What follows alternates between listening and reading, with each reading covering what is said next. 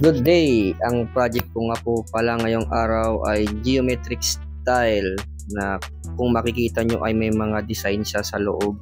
Bali ito nga po pala ang request ni Madam. So dito ay makikita nyo po na inaayos ko yung design. Tinitrace ko po siya kasi yung part na iba dyan ay hindi siya maayos. Kaya ang ginawa ko ay nag-trace ako para maayos ko at may sakto ko yung design sa nauna niyang tattoo. Bali dito ay inayos ko ang design na ibinigay ni Madam dahil may mga part na kilo-kilo yung mga honeycomb at kumuha na rin ako sa Pinterest ng honeycomb tapos trinace ko na lang tapos inayos ko. Bago nga po pala dumating si Madam ay inedit ko na yung design niya para kapag dating niya ay naka-ready na. At yung mga ibang part na geometric ay kinuha ko na lang sa Pinterest at inedit ko na lang para hindi na rin ako mahirapan sa pag-trace. Bali dito ay niready ko na po yung printer ko na Epson M1120. Bali ito po yung ginagamit ko kapag ako po ay nag-stencil dahil easy na po siya at madali lang pong gamitin.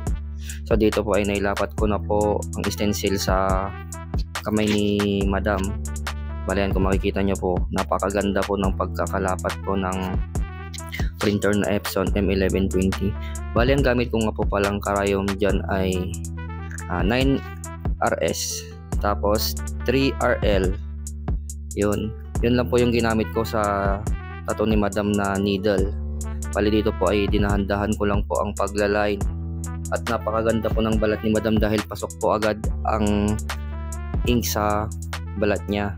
Bali ang unang artist nga po pala ni Madam ay Pilipino din pero sa Japan siya nagpatato. At sabi din ni Madam ay iba daw yung ink na ginagamit nila doon sa Japan. Bali ang sabi ni Madam sa akin ng kwento niya ay mahirap daw pumasok yung ink sa balat niya.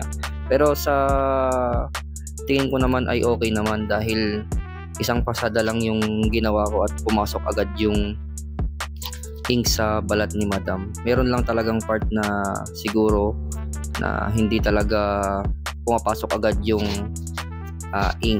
Pero sa experience ko naman sa balat ni Madam ay ayos. Bali ito na po pala yung finished product at total of 1 hour. So yan po kung makikita nyo po, napaka-solid po at napaka-ganda pong tatuan ni Madam dahil napakaganda po ng kanyang balat.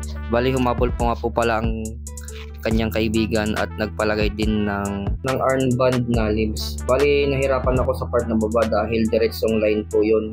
Diyan po talaga yung pinakamahirap na gawin yung paglining.